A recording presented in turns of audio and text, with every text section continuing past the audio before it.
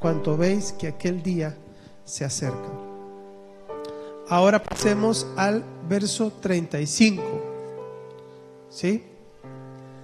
Verso 35 dice la palabra de Dios: por tanto, no pierdan la confianza que tienen, porque está preparada para ella una gran recompensa, por cuanto les es necesaria la perseverancia para que hagan la voluntad de Dios y obtengan la promesa. Siempre, amados, el comenzar un año implica muchas cosas en nuestra vida. Comenzar un año siempre es motivo de hacernos nuevas metas, de pensar en lo que viene. Siempre nosotros quisiéramos tener un mapa en donde pudiéramos saber cómo va a estar este año. Vivimos un tiempo donde se mueve en la sociedad mucha incertidumbre, mucha desconfianza, y usted se da cuenta cada día cómo la sociedad va mostrando cada vez más esa incertidumbre en la economía, en la educación, en la política. Nosotros hoy no estamos ajenos a lo que está pasando en el mundo. Usted se levantó comenzando el año con lo que pasó en Venezuela, y las opiniones se polarizan. Unos piensan una cosa, otros piensan otra cosa, pero todo esto que se vive en el mundo genera incertidumbre en nosotros, y comenzamos un año lleno de incertidumbres más que de certezas. Y siempre comenzar, gracias pastor, siempre comenzar con incertidumbre es más difícil que con certezas. Yo quiero que usted piense por un momento. Imagínese si usted ya supiera lo que va a pasar el año. ¿Le gustaría saber lo que va a pasar el año? ¿Cómo le va a ir? ¿Le gustaría? ¿Le gustaría saber todo lo que viene para este año? Para prepararse, para estar listo. ¿Sí? Quizá la mayoría le gustaría. Otros que son más espontáneos dicen: no, yo no quiero saber, prefiero vivir. Pero el saber nos daría la oportunidad de prepararnos. ¿Sí? Pero no lo sabemos. Entonces yo les dije que era importante que estuvieran aquí, porque hay una palabra de parte de Dios que les va a dar un atisbo de lo que viene para nosotros este año. ¿Sí?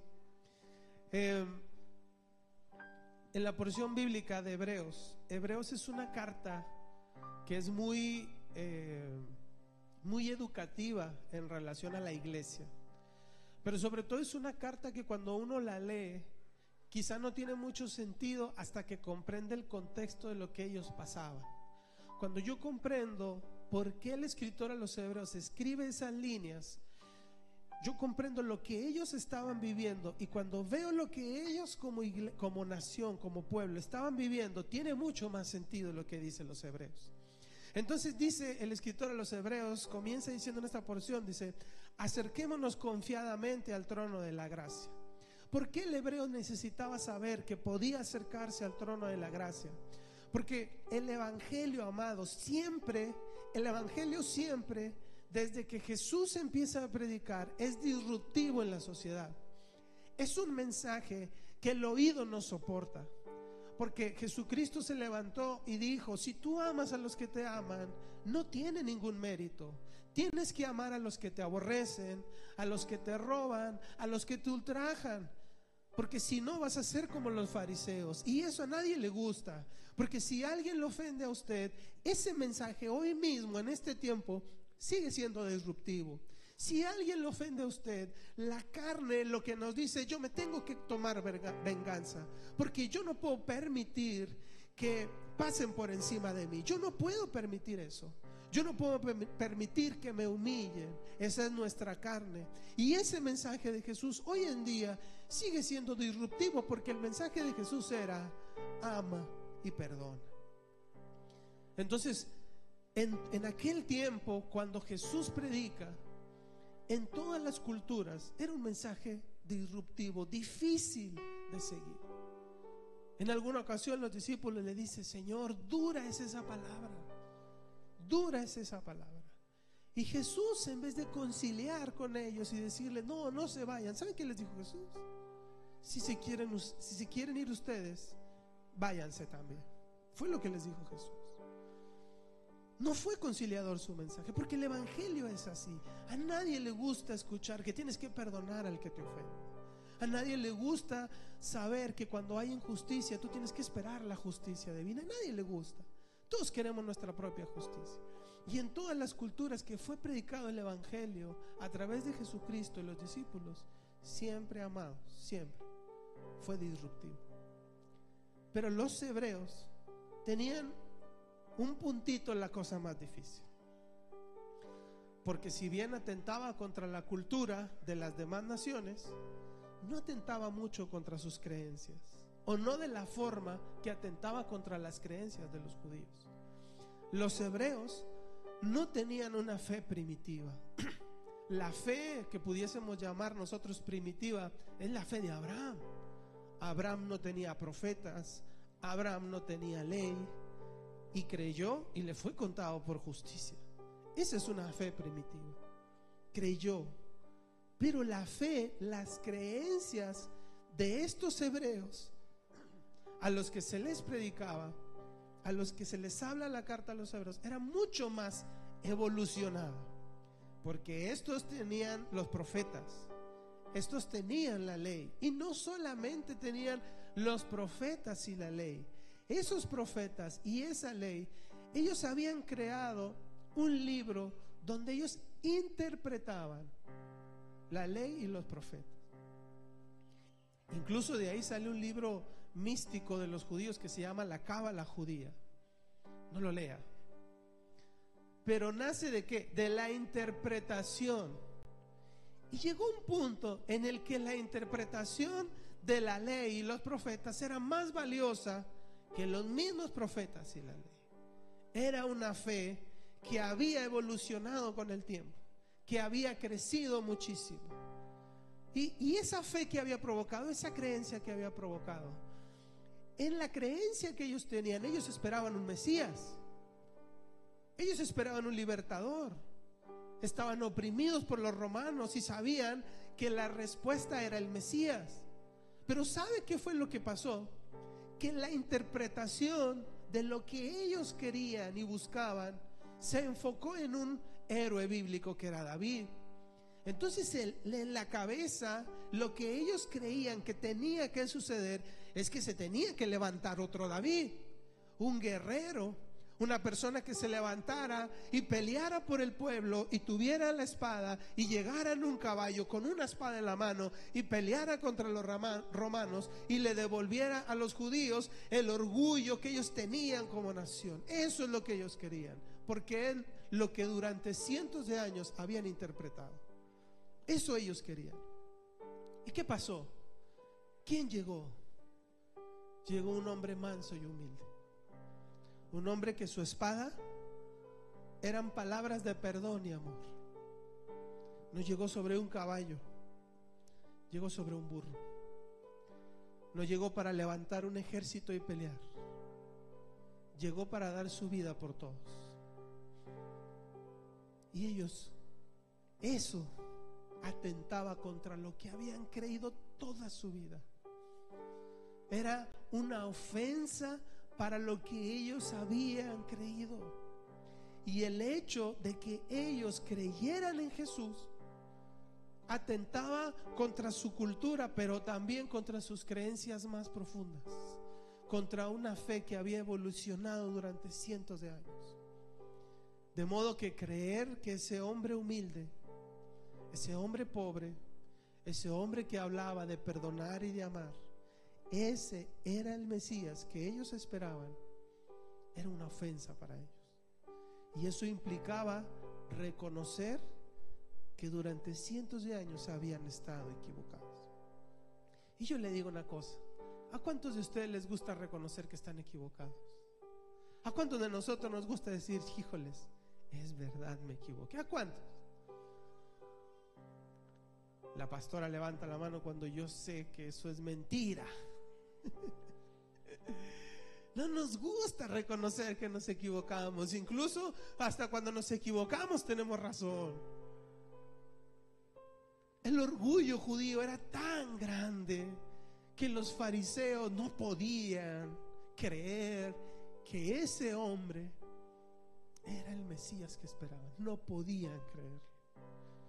Y los pocos judíos que creyeron, los pocos hebreos que creyeron, el mensaje era disruptivo en su vida, pero no solo por su cultura, por sus hábitos, sino porque atentaba, implicaba que ellos se tenían que humillar más, mucho más, y hacer a un lado lo que por cientos de años habían creído y reconocer que ese hombre humilde era el Mesías que ellos esperaban.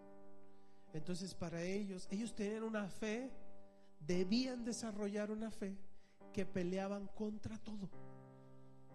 ¿Nunca le ha tocado que a veces parece que le toca pelear siempre cuesta arriba?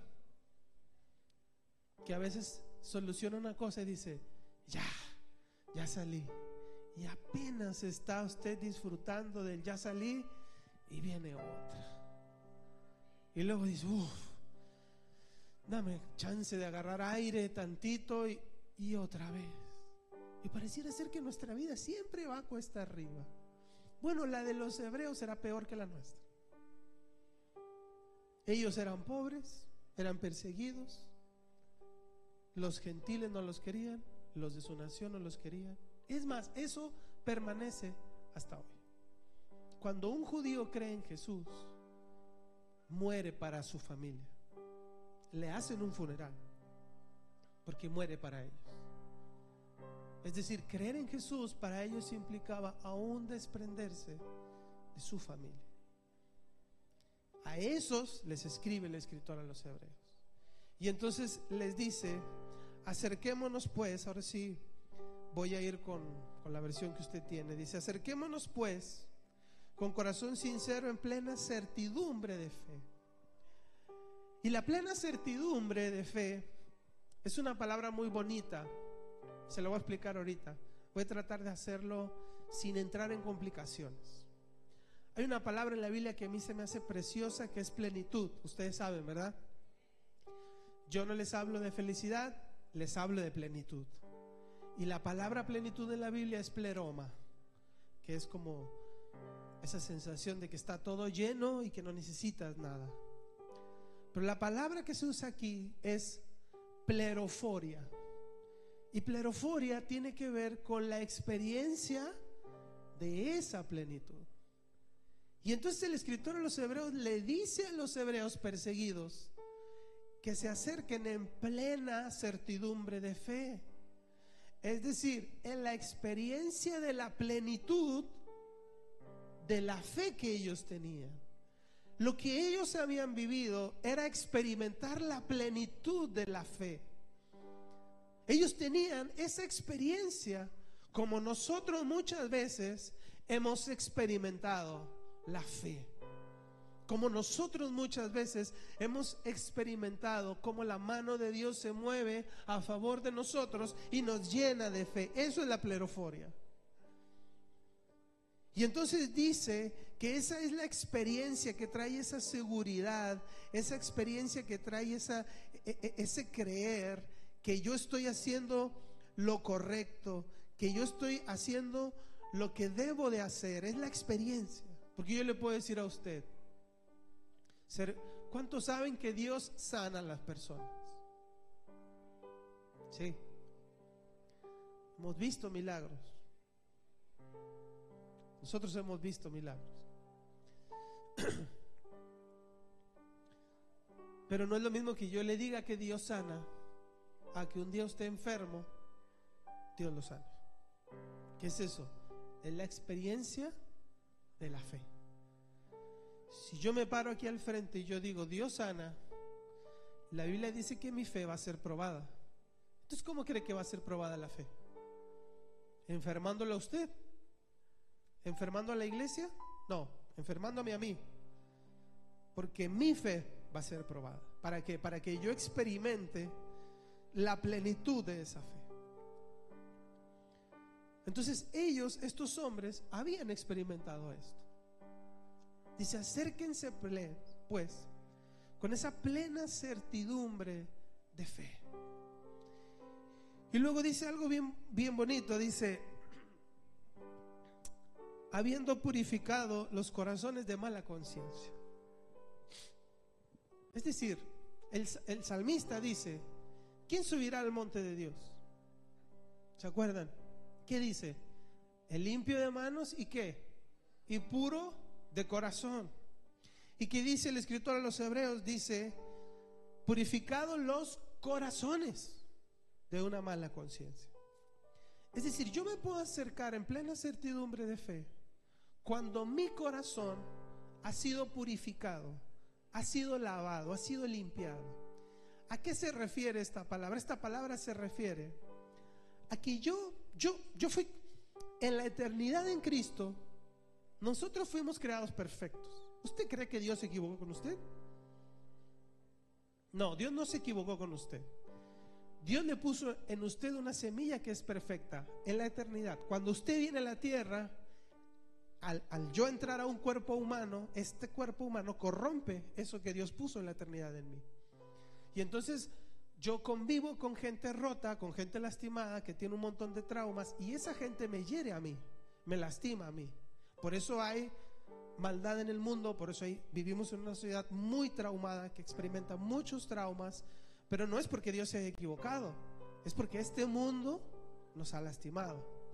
Entonces esos traumas generan en mí que lo que Dios puso en mí, que es perfecto, se corrompa.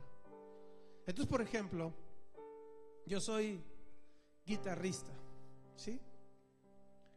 Y en una fe completamente primitiva, porque yo creo que eso es lo más primitivo que puede haber en un cristiano. A los 17 años, yo iba a ver a un grupo de eventos sociales, que por ahí ya se los he platicado esa historia, pero se las voy a volver a platicar porque soy el pastor. Y yo iba a ver a un grupo de eventos sociales que tocaban muy bien. Yo era inspector, porque en la antigüedad, en mi época, uno pagaba el camión y te dan un boletito. Entonces había jóvenes que contrataban, que se subían y checaban los boletitos, ¿no? Y así ese era mi trabajo. Entonces, de hecho, el papá de Andy y de Becky trabajábamos juntos en eso. Y entonces me acuerdo que yo iba a ver a un grupo que tocaba en bodas y en quinceañeras. No era cristiano, por supuesto. Estoy hablando del año 97 más o menos. Y yo los iba a ver porque tocaban muy bien y me daban chance de ir a los ensayos y los acompañamos a uno que otro evento. Y un día el guitarrista se casa y se va a ir a Estados Unidos.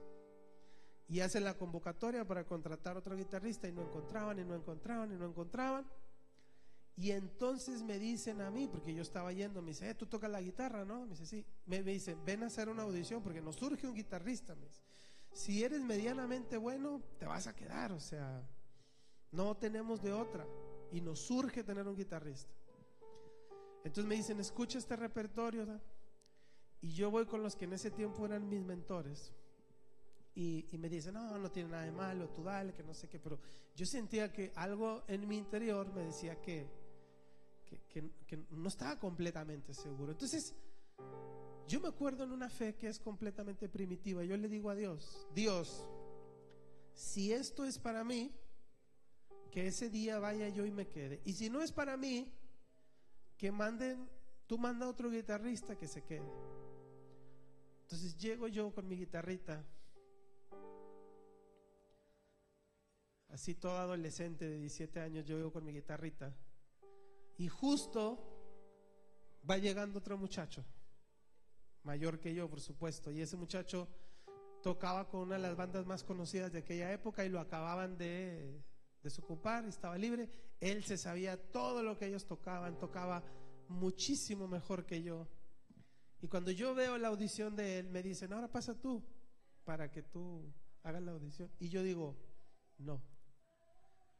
Yo, ¿por qué? Le digo, no, le digo, o sea, no le voy a hacer perder el tiempo, ¿verdad? El guitarrista que necesitan ustedes es él, no yo. Ese día yo entendí algo. Es un acto de fe primitivo, amado, en verdad. Porque hoy no haría eso. Hoy sé, pero en ese tiempo yo no sabía. Ese día supe que eso no era para mí. No era para mí. Si yo hubiese permitido que eso pasara, la semilla que Dios puso en mí se hubiera corrompido para hacer lo que hoy hacemos. Entonces el mundo corrompe la semilla, corrompe el corazón. Si yo llego a la iglesia, a Cristo, con un corazón corrupto, yo voy a ver todo corrupto. Por eso a mí, amados, ¿cuántas veces me han escuchado hablar de dinero? ¿Cuántas veces les he pedido que diezmen o que ofrenden? Nunca he usado este púlpito para hacerlo y no lo voy a hacer. ¿Sabe por qué? Porque el dinero corrompe.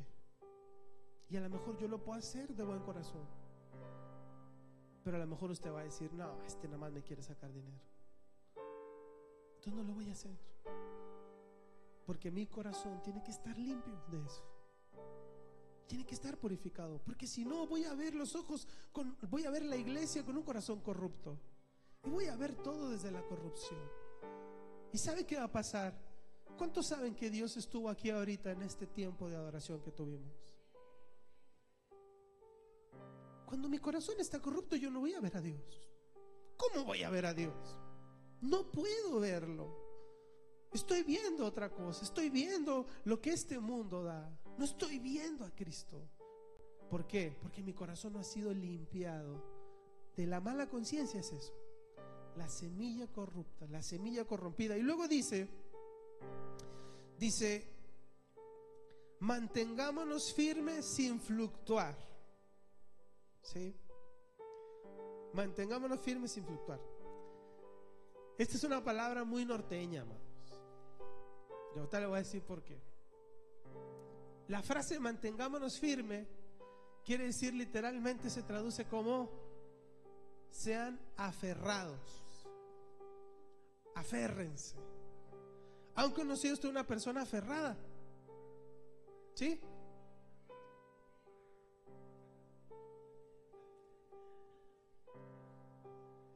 Todos hemos conocido una persona aferrada.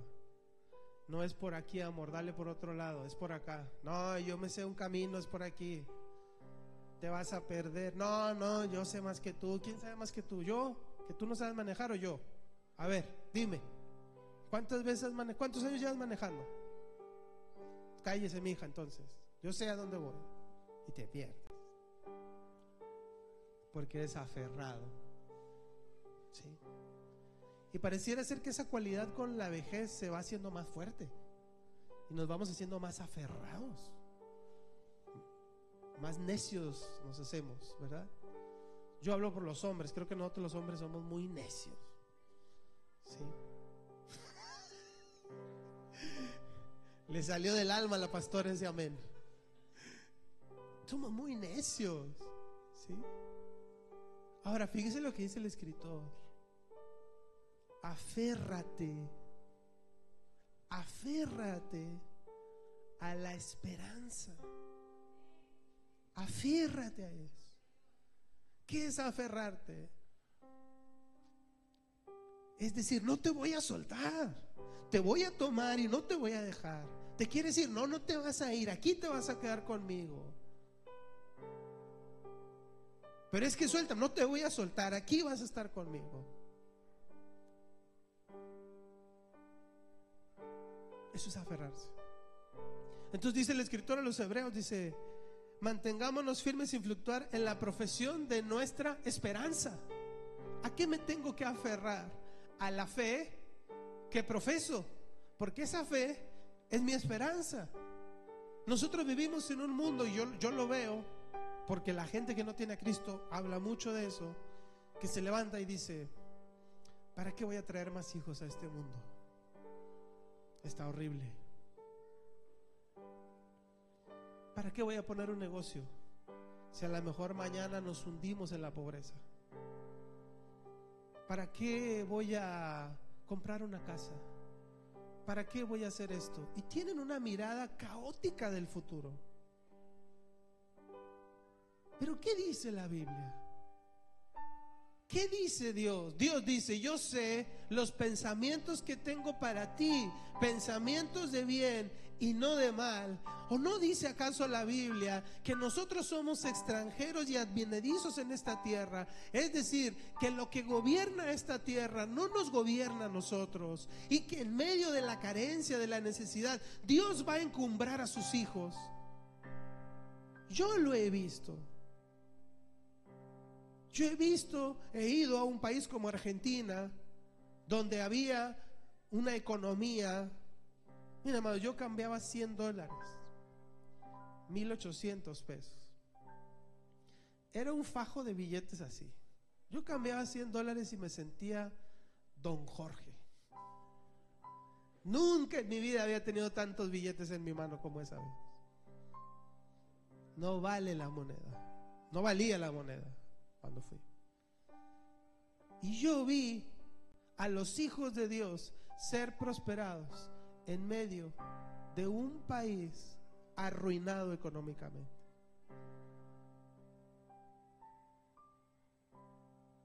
Esos son los pensamientos que Dios tiene para nosotros. No lo que usted habla es los pensamientos que Satanás tiene para este mundo. Eso es lo que usted habla. Entonces, ¿a qué tengo que aferrarme? A la profesión de la fe. Eso tengo que aferrarme. Dios es bueno todo el tiempo. Dios sana. Estamos en una casa en la que somos una familia, y tengo que aferrarme a eso. Dios nos ha llamado a sanar y tengo que aferrarme a eso. Porque va a venir ataques del mundo, claro que va a venir. Que va a querer golpear su fe, golpear su fundamento, claro que va a venir. Entonces, en ese momento, ¿qué tengo que hacer yo? Aferrarme. Me aferro. Y luego dice: mantengámonos firmes sin fluctuar. Literalmente quiere decir siendo inflexibles, ¿sí? Cuando yo estudié una carrera de técnica de computación, me acuerdo que en una vez hubo una materia que llevábamos donde nos enseñaban a hacer como proyecto de negocios. Vi un semestre de administración de empresas y era como un proyecto de negocios. Y me acuerdo que las pautas que nos enseñaron en aquel entonces, le estoy hablando en la antigüedad, en el 95, yo me acuerdo que una de las cosas que nos dijeron es que siempre que tú hagas un proyecto, no sé por qué esa información se quedó en mi cerebro. No entiendo por qué, pero sigue estando ahí. Me acuerdo que dijeron: en cualquier proyecto que hagas de negocios, tú tienes que tener cierto grado de flexibilidad, porque si las proyecciones que tú haces a futuro no se dan, tienes que buscar la manera de salir adelante, y eso se le llama margen de flexibilidad, ¿no? O sea, que a lo mejor cuando pongas el negocio a futuro va a cambiar porque te dio otra cosa, pero si funciona, síguele. Y lo inflexible, lo opuesto, ¿sí? Entonces dice el escritor a los hebreos, dice: mantengámonos firmes siendo inflexibles. No hay margen de error. ¿Qué dice Jesús? El camino angosto es el que lleva a la vida eterna. El ancho, el que es flexible, lleva a la perdición. Entonces usted va a ver cosas que va a decir: el pastor es bien amargado, el pastor es bien grinch, es bien esto. ¿Sabe qué, amado? En algunas cosas soy inflexible. Mi fe no fluctúa. Creo en lo que Dios nos habla. Me aferro a eso. Un día le voy a dar cuentas a Dios de eso, como usted también le va a dar cuentas a Dios. Entonces soy inflexible. Yo no sé ser tibio, amado, no sé. Yo los amo y doy todo por ustedes, o no doy nada. ¿Estoy siempre o no estoy? No sé ser a medias.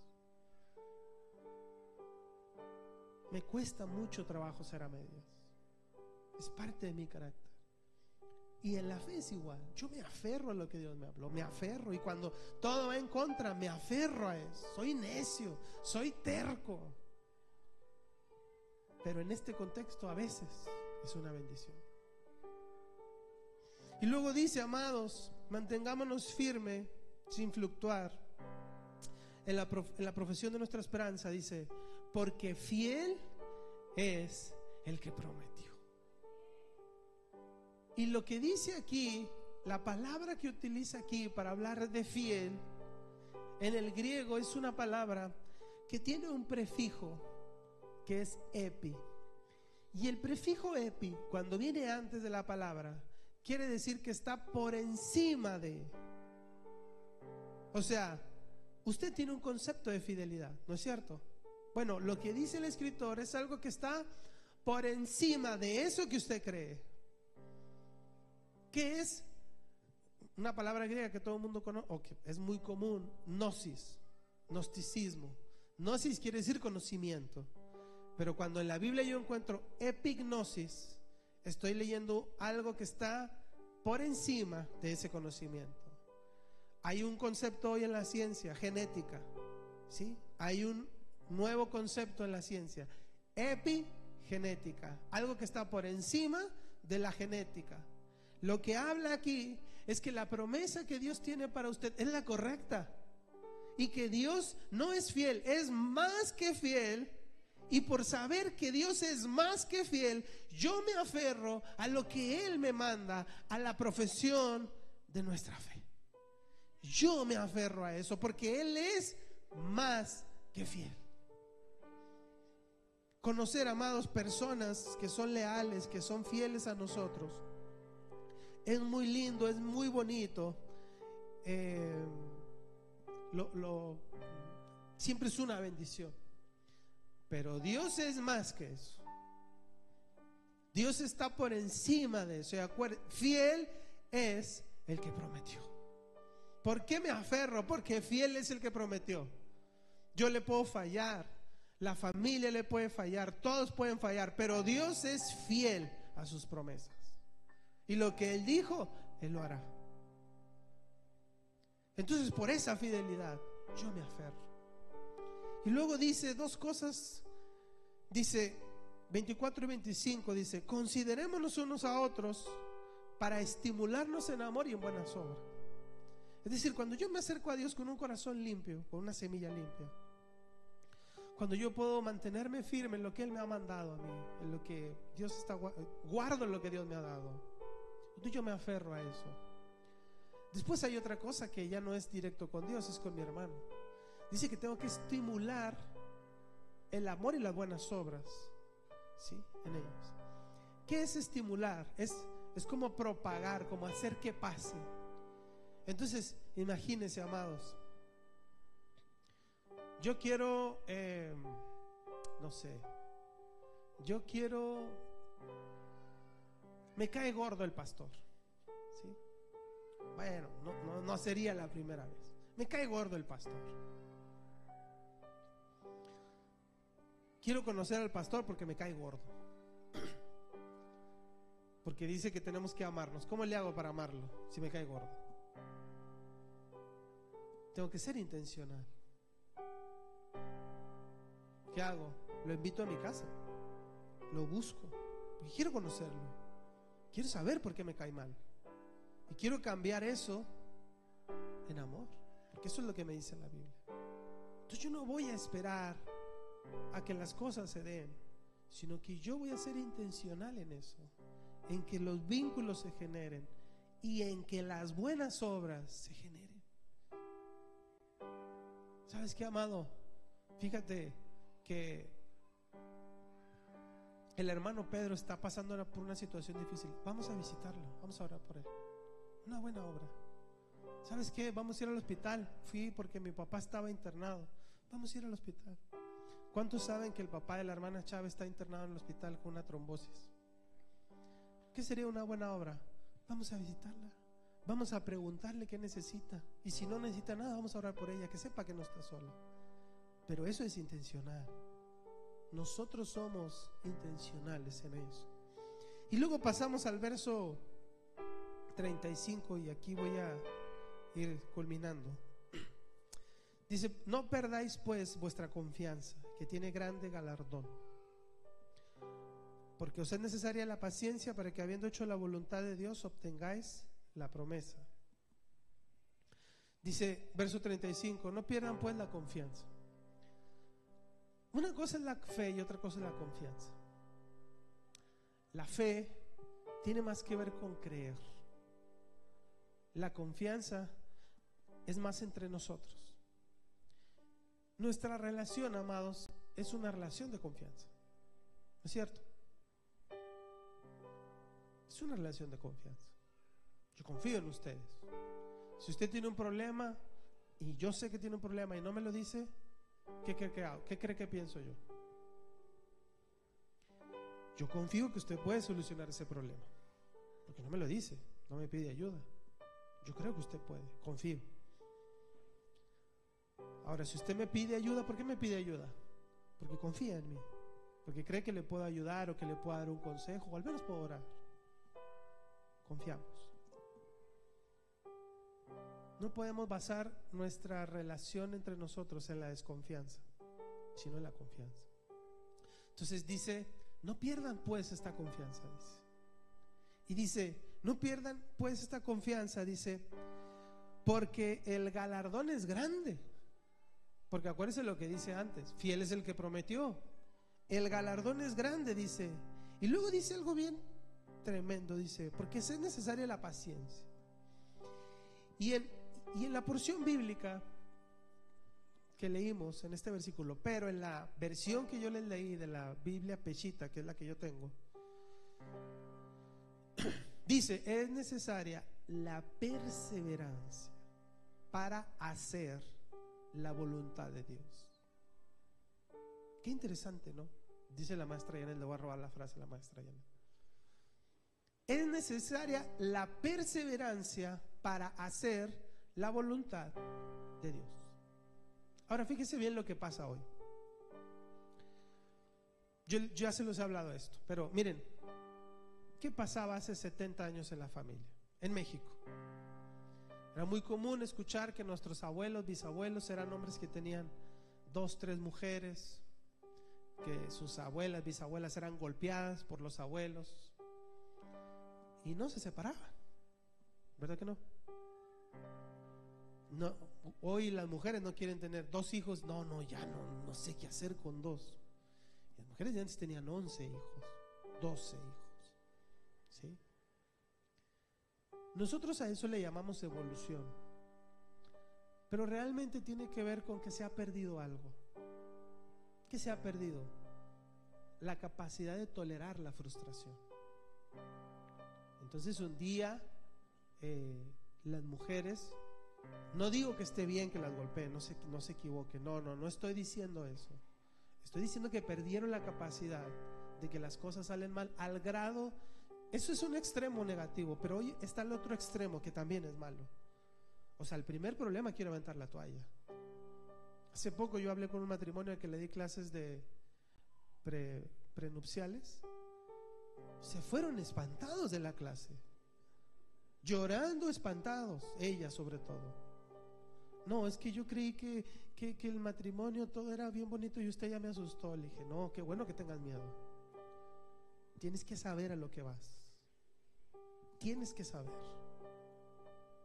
Hace poco fuimos a visitar una familia que el hermano Cris y la hermana Damaris nos llevó, que estén orando por ellos, una pareja preciosa, que Dios ha puesto una carga por ellos, en nosotros por ellos. Y ellos se casaron, amados, y a los 6 meses que se casaron, con todo el futuro por delante, con planes, le pasó un accidente cerebrovascular al muchacho y lleva 9 meses en cama. ¿Estás listo para eso cuando te casas? ¿Te casas para eso? Para salir de tu trabajo y cuidar a tu esposo día y noche. Tienes que estar listo. Tienes que saber frustrar tus planes. Y eso hoy se ha perdido. Hoy no sabemos frustrarnos. Y eso ha provocado, amados, que haya una generación de padres que han criado hijos a que no se frustren.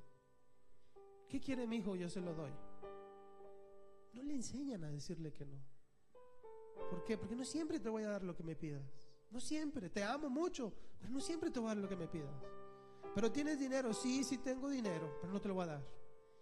Porque frústrate, enójate. Tienes que saber que a veces es no, punto. Es que luego ya no me va a querer. Son niños. En algún momento los van a odiar. Eso es ser padre. Eso es ser padre. Usted no está para caerle bien a sus hijos. Usted está para enseñarle a sus hijos. Eso es ser padre. Es que luego va a querer más a papá. No es una competencia de ver quién quiere más.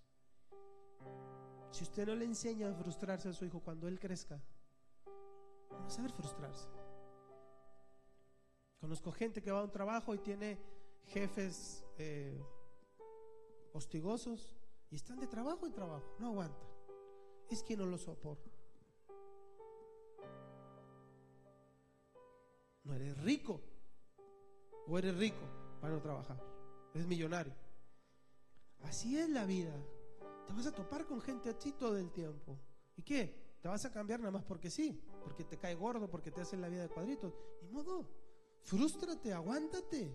Aguanta la ofensa, ámalo. Es difícil eso. ¿Y sabe que también afecta esto? ¿Sabe qué hace la gente hoy para no frustrarse? Agarra el celular. Porque el celular está comprobado, yo ya se los he dicho en otras ocasiones, que es un liberador de mínimas cantidades de dopamina al cerebro. Mínimas. Pero esas pequeñas cantidades de dopamina, ¿sabe qué hacen? Le liberan de la angustia. Entonces es muy común que usted va a trabajos y va a ver gente que está, mientras llega el cliente, en el celular. ¿Qué está haciendo? Liberándose de la angustia. Y luego llega y lo atiende y a veces no lo quiere atender porque está con el celular. O va a la casa y el marido que llega fastidiado en la casa y dice, quiero descansar. Pues si quieres descansar, no te cases. No te cases. Te casas para cansarte más cuando llegues a tu casa. Y eso es lo más importante. Porque yo les voy a decir algo, amados. En el trabajo, cualquiera los va a suplir a ustedes. Pero sus hijos siempre van a estar a un padre. Siempre. Y ese lugar es insustituible. Nadie puede tomar ese lugar. Entonces, claro, va a llegar y se va a cansar más porque le va a dedicar tiempo y no va a dormir y se va a desvelar, pero no va a ser siempre. Va a llegar el temporada de descanso. ¿Cuándo? En 20 años quizá. Bueno. Mientras tanto, soporto la frustración y me aguanto. Eso es madurar. ¿Sabe qué es eso? Eso es tener voluntad. Entonces, fíjese lo que descubrieron los científicos. Descubrieron que los atletas de alto rendimiento, porque antes no se miraba tanto esa diferencia, hoy se mira mucho. Los atletas de alto rendimiento, en la parte del cerebro, hay una parte que tienen más desarrollada que, por ejemplo, las personas que tienen obesidad.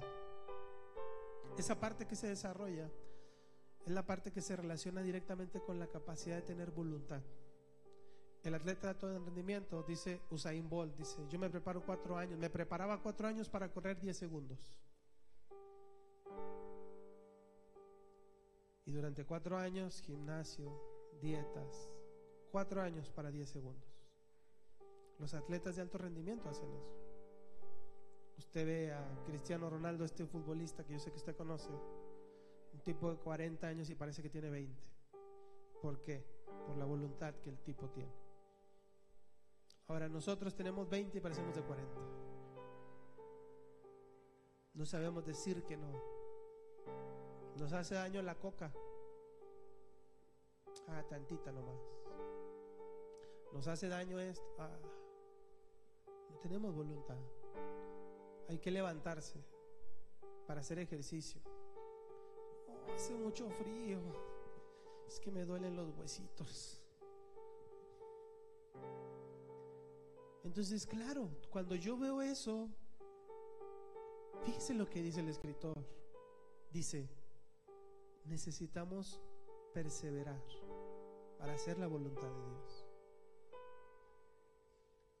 ¿Cómo voy a hacer la voluntad de Dios si en la primera frustración me quiero ir? ¿cómo voy a mantener? ¿Cómo voy a hacer la voluntad de Dios? Si Dios a mí me dice, Jorge, te voy a llevar a familias y les vas a ayudar a sanar. Y la primera frustración que vivo me quiero ir. Para hacer la voluntad de Dios se necesita perseverar, se necesita continuar, se necesita seguir. Va a haber momentos en que las cosas se van a poner difíciles, sí, va a haber momentos. Cuando eso se pase, permanezco, sigo adelante, prevalezco, porque es la única forma que voy a poder hacer la voluntad de Dios. ¿Sabe cuántas veces he visto todo negro yo? ¿Sabe cuántas veces? Muchas veces. Muchas veces. La otra vez la hermana Jessica nos predicaba y nos decía un sermón que no se me olvida el nombre: una lloradita y a seguir. Eso hago. Lloro lo que tengo que llorar y sigo, porque un día le voy a dar cuentas a Dios. Y tengo eso muy muy presente, que un día le voy a dar cuentas a Dios. No sé si pronto o pase mucho tiempo, pero sé que va a pasar. Eso me hace... ¿Sabe qué aspiro yo cuando muera? Que cuando esté delante de Dios le diga: lo intenté, Señor. Eso es. Quizá no lo logré, Señor, pero lo intenté, y tú viste que lo intenté. Por eso permanezco, porque fiel es el que prometió. Fiel es el que prometió. Nosotros vivimos 2 años de guerra que Dios nos avisó. Y en esos 2 años hubo gente que tenía que permanecer en escuelas y las abandonó. Hubo personas que tenían que dejar trabajos y no los dejaron. Hubo situaciones que vivieron que tenían que salir adelante y no lo hicieron, donde su fe fue probada. Y hoy percibo en el Espíritu que estamos llegando al final de la guerra. Y estamos viendo las últimas manifestaciones de esta guerra, de esta batalla, creo. Pero ¿qué tenemos que hacer, amados?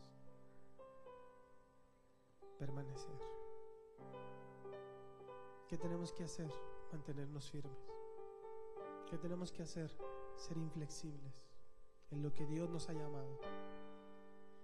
No a nuestra carne, hermanos, en lo que Dios nos ha llamado. Ahí tengo que aferrarme, a creer, tengo que creer. Que el mundo dice que todo es incierto. Sí, el mundo dice eso. Yo no creo nada al mundo, nada le creo. Le creo todo a Dios. Entonces, ¿qué palabra es para este año? Esta es la mitad de la palabra. Permanezca. Manténgase firme. Dios le dijo que orara en casa, ore en casa. Dios le dijo que levantara un altar, levante un altar. Lo que Dios le dijo, eso haga. Fortalezca lo que Dios le habló, lo que Dios le dijo, hágalo. No dude, no fluctúe, aférrese, porque fiel es el que prometió, porque el galardón es grande. Y quiero terminar contándole algo. Bueno, la palabra termina aquí. Si quieren cortar la transmisión.